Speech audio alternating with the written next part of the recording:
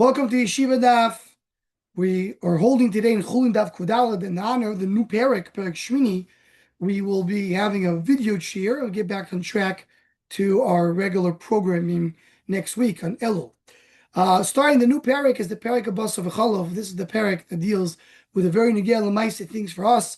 The big inyanim, obviously Basar V'Cholov is mentioned in the Torah. Basar V'Cholov is a big inyan in Kabbalah, why you can't connect Basar V'Cholov, which Beis Hashem will get into in the Shor Machshav on the Daf. But just to mention, as Agdama, we know the Basar V'Chalav is mentioned in the Torah 3 times. It says, Lo Yisevashel Gdi B'Chalev Imo. You just had it in the last week's Parsha. You're not allowed to cook. Lo Yisevashel Gdi. Gdi means a goat. B'Chalev Imo, or the milk of the mother. As the Gemara is going to tell us, it's not, and Rashi says right away as we start the parak, Gdi is lav dafka Gdi. We're not talking about dafka, but a goat. And we're not talking about just the milk of the mother. Any meat cannot be cooked with the milk of the mother. And we're going to see later that the 3 things that we learn from the 3 times that it says is 1, we're talking about the Isser of Bishul, the Isser of Achila, and the Isser of Hana, and we'll get to that Beis Hashem later. So Zok the Mishnah, starting at Kuf Gimel base on the bottom, beginning of the parak, Kol habasar asur levashel b'cholav. You're not allowed to cook any meat with milk. Chutz mi basar dogim v'chagovim. The only meat you can cook with milk is fish. Fish you're allowed to cook with milk, and you're allowed to cook chagovim, which is grasshoppers, locusts. You could cook with milk. There's an Indian that we're not going to go into right now, but is a piece sakana. Is a sakana to have milk with fish. Shulchan Aruch, the Sephardim hold this way. Therefore, they don't eat milk together with fish. The Ashkenazim did not accept it, but in the Mishnah does not refer to that. As well as you can go and cook basar v'cholov, the first part of the Mishnah, you're not allowed to even put it on the table. The reference to it is you're not allowed to eat basar v'cholov, so don't put it on the table so people will not come to eat basar v'cholov, and we'll get to the meaning of the gzeir over here in the Gemara. Basar dogim v'chagavim, you could do it because there's no problem to have the milk together with that. So the Mishnah daf kudal amud aleph hanoider mina basar. We're mentioning now the difference between basar dogim and chagavim and other meat. So if a person comes and he does neder from basar, mutar basar dogim chagavim, because basar means regular meat, not fish meat and not locust meat. Says the Gemara, ha'oif asur midoraiso. The fact that we're differentiating between regular basar and fish meat, mashra that chicken, bird meat, is asur. You could pair basar, you pair the oif to regular basar. Keman to look at Rebbe Kiva. That's not like Rebbe Kiva. We're going to see more about it later. He holds the only thing minator is asur is only behema, only a domestic animal, but not a chay, not a oif. Let's see the next part of the Mishnah. Someone says that I'm not going to eat basar. He's allowed to eat the basar of fish and locusts. Mashma ha'oif asur. Mash over here that he's not allowed to eat oif. That is asur. So says the Gemara. This goes also Rebbe Kiva the Omar kol mili dimimlich alei sheliach bar minehu. That goes like Rebbe Kiva. The Rebbe Kiva says that just to emphasize what the Gemara says. We said basar dogim chagavi ha'oif asur, meaning when a person comes and says, I'm doing a neder on meat.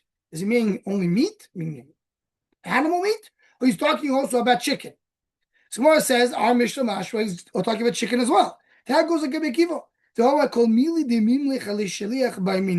said anything that a shliach will go and ask about it, meaning, as we'll see in a moment, that it's something which is within the ballpark of what was mentioned, is also. What is it? It's by minu, and it's going to be part of the neder. The Tanya. Let's see the example. Someone says, I don't want to eat vegetables. So he's allowed to eat pumpkins, gourds, because people don't call pumpkins or gourds vegetable. For Rebbe Kiva says no. Rebbe Kiva says if he says yerek includes pumpkin.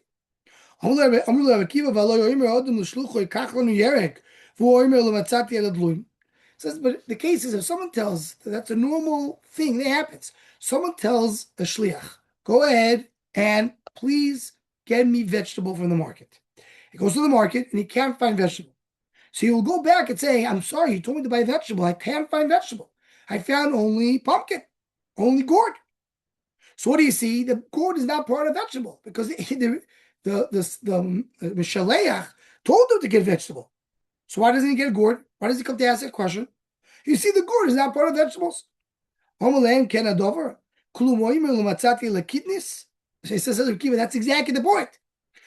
Will the shliach come back and say, well, I'm sorry, I couldn't find any vegetables, but I did find beans, kidneys, legumes.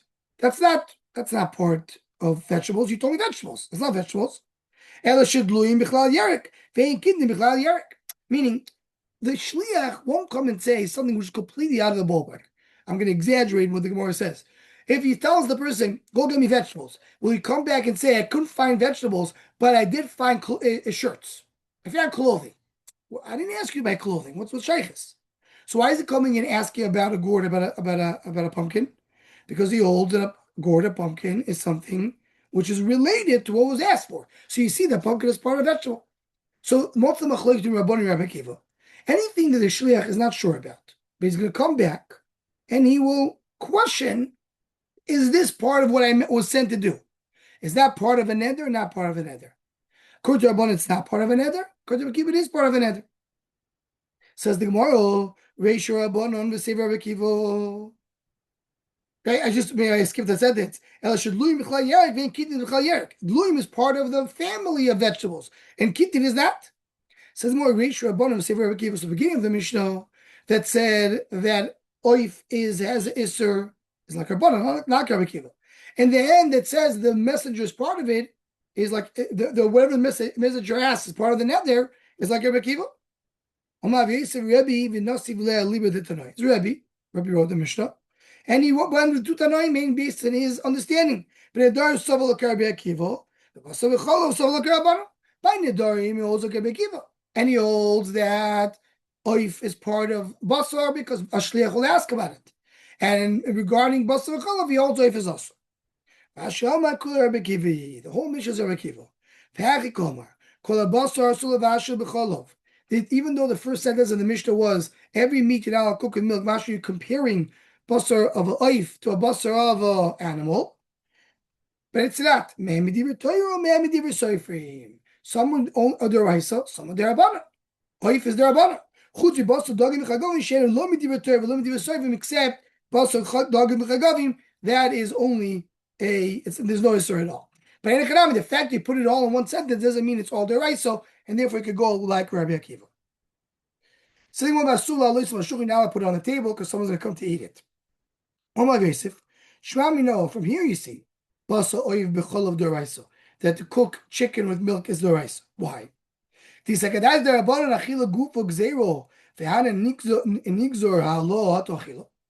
Meaning, the whole fact you're not allowed to eat b'cholov is a derabon. Now I'm telling you not to go and put on the table chicken and milk, gzeira, because you come to eat chicken and milk. That's called gzeira l'gzeira. It's gzeira at all to come and say it. Gzeira l'gzeira.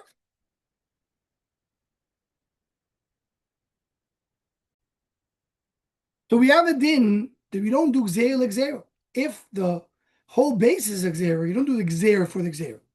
Says the Gemara. So again, how do we know it don't do gzeira l'gzeira? Toys points out many times throughout Shas we say the statement ain't gzeira l'gzeira. But this is one place we're asking, how do you know you don't do gzeira l'gzeira? We're asking over here. Toys says because we want to bring the concept of halal specifically. Says the Gemara that not chalos chutzlorts, which means chala and chutzlorts is not deraisa. You don't have to be mafresh chala. A freshus chala is kisavoyus in Eretz Yisrael, and chutzlorts is no iser, not iser l'zar. It's not a real truma. So then is when daf kudalum base necheles imazar ala shulchan. Meaning you could give it to a kohen and a zar. You'll give it to the kohen to eat, and the zar could be sitting in the same table eating together. When he sends a kol kol to give it to any kohen he wants. Even some Rashi says even if he's amaretz, because we're not so mock. It's not a real chal. So what do you see? You're not goyzer to put the truma, the challah on the table. Hi, the zar may come to eat it. This whole thing is derabbanan. We don't do gzera. There's not a problem gzera l'gzera. Amar le'abai bisham yeshvin chalas chutz la'aretz ba'aretz the ikala migzum shuchas hard stir raiso v'lagazrinon ikala mishvino. If you tell me like this, when you have a challah of chutz la'aretz in Eretz Yisrael, so it's not real challah, and I'll tell you that you're not goyzer atu chalas Eretz Yisrael. So I see over here you don't do gzera l'gzera. Because chalas chutz la'aretz is only the rabbanon to come to be goyzer there to chalas Eretz Yisrael. You don't do gzera l'gzera. But the reason why chutzos is we don't do the gzera, we don't do gzeras halo atu achilo, because what will happen if he's going to come and eat it? In the worst case scenario, he'll come eat chalas chutzos. Chalas chutzos is the rabbanon. He will never come to eat challah d'oraisa because there's no such thing as challah d'oraisa in chutz la'aretz. Mashenkin here, if you're going to let them put on the table cheese and chicken, and you'll come to bring on meat with cheese, meat with milk, and he's going to come to eat meat with milk, which is d'oraisa. That's all d'oraisa. In other words, the Gemara is telling us halal is part of the gzera. Usually, we don't do gzera l'gzera, but by halal means I don't want you to eat meat and milk. So therefore, don't put it together. Because you come put together, you come to eat it. What's the problem if you eat it? It's only derabbanan. No, you come to eat also basa v'chol, which is deraisa. There's a slippery slope that we have to come and prevent to get the issur deraisa. Says, who cares? Even if you have meat and milk, it's not deraisa. As we'll see later, the whole issur of basa v'chol is only bishul, only if you cook the meat and milk together. If the meat and milk are not cooked together and you eat them together, it's also derabbanan. It's not also with the rice. So you're putting on the table meat and milk. What's the worst case? I mean, chicken and milk. Why can you do that? Because you come to put meat and milk. And if I could do meat and milk, what's going to happen? He's going to eat the meat and milk. It's not the rice either because it's not cooked together. So the Gemara, it says it's soin and mitzoin, it's cold with cold. And the issur is only when you cook it, which means it has to be something hot. Has to be something boiling so it cooks together. Okay, but maybe you'll put it in a hot dish. It will be a hot dish on the table. And then you have your problem of cooking. So even a hot dish, what are you putting on the table? You're not putting the pot from the fire. More understands, you're taking the meat from the fire and you're putting it into a plate and you're putting the plate on the table. So the plate is a klisheni. Klisheni, the rule is if it wasn't the kli that was on the fire, the Rabbana told us it does not cook. So what's the problem again? I don't have an issue. It will never be deraisa. No. The gzera is maybe he will put the pot on the table. So the issue is like this. Don't put cold chicken, and cold milk on the table. Because he may come to put what? Boiling meat from the pot on the table with milk. And that will be a deraisa. So after that, we said don't put anything else. And that's all considered to be the one gzera. So the Mishnah. The chicken, you goes with cheese on the table, but you can't eat it together. That's b'shamai. As we said before, even chicken and milk you can't put on the table, so unless he's going to come to eat meat and milk, boiling meat and milk. This is one of the things that b'shamai are more makel, because they said you could put on the table chicken and milk. Which table we said don't put it on the table? A table that eats at it. If it's only the buffet where the food is, at the top shape, put food in, we're not eating it. Again, the chashash is only going to come to eat it. But if it's only placed there, people take the food from there, then we're not choshesh. So the Gemara, what does the Rabbi add? The Mishnah said, but Shammai says is mutter. Two lalers and we still say no. And it says, obviously, what he comes to tell me. Maybe he'll tell me that he's coming to argue because he holds that according to B'Shamai, you can eat chicken with milk. The comment that I come about, look, maybe if we get the whole machlekes, but Tanakama said to B'Shamai is to put it on the table. But eating is not a problem. And maybe a race is coming to say, no, eating itself is going to be the kula b'cham mechur b'sil. The b'cham hold, you can eat it. Tanya, we have a brayz that said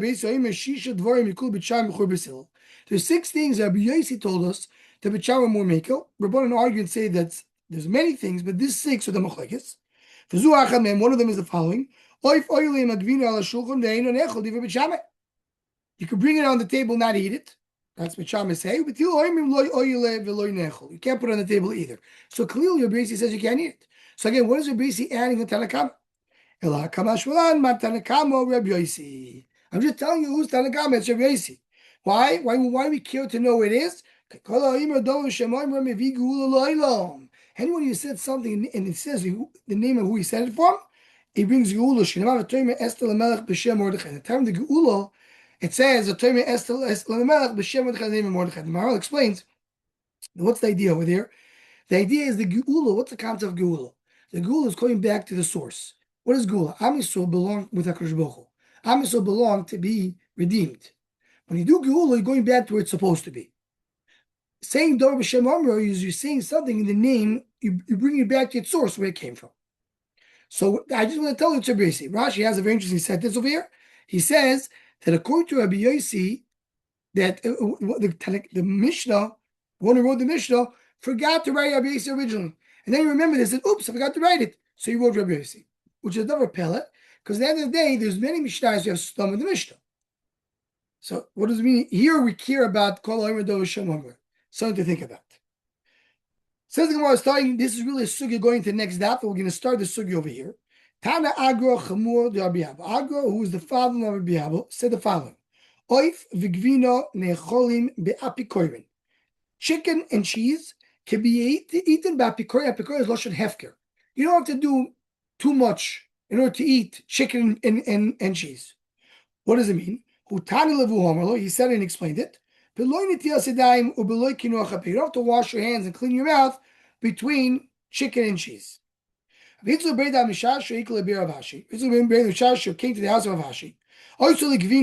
Gave him cheese and he ate. Then he ate meat. Here is meat after cheese. We'll get back in a moment to the chicken. He did not wash his hand. We just saw that Agro said that chicken and cheese you can eat with hefkerus, meaning without washing your hands or your mouth. Chicken, not meat. That's in the night. You don't see if there's any dirt in you. But in the day, if you check and you're all clean, you don't have to wash your mouth. You don't have to wash your hands. Now, Tosfos brings 2 explanations how to understand what Agro said. One explanation, this works very nicely with the Hemshech of the Gemara, as we're talking here between milk and chicken. You could have milk and immediately afterwards chicken. You could have milk and immediately afterwards meat. That's what Pascal and Halacha today as well. The shaila is, do you have to do any separation between them? So came Agra and said between milk, cheese, and chicken, you don't have to do not washing your hands and not washing your mouth. But between milk and meat, you do have to do it. So the more that's in the night, but in the day you don't have to do it. Tosfos brings another explanation. This, what Agro was talking about by chicken, is chicken and then milk. Because he held between chicken and milk, you don't have to wait at all. So you eat chicken, and then right after chicken, you can eat milk. And he says not only can you eat milk immediately after chicken, you don't have to wash your hands or wash your mouth. Meat is different, and this we're going to get Be'ez Hashem to the next daf about this, the separation, the time that you have to have between eating flesh and milk. But right now, this mandam, according to this Tosfos, holds that by chicken it does not apply. He can eat, and the whole idea, really, that eating meat and according to Rabbi Tam, just to add to that, is that according to Rabbi Tam in this Gemara, you can even eat milk after meat. And when we have to have a separation is only if you didn't wash your hands and wash your mouth. If you wash your hands and mouth, you don't need to. Chicken and meat, I don't have a problem at all. So this will get back to Be'ez Hashem. As we get into the next daf, we see how this Gemara will fit with what we're going to learn in Daf Kufay. Everybody should have a wonderful day.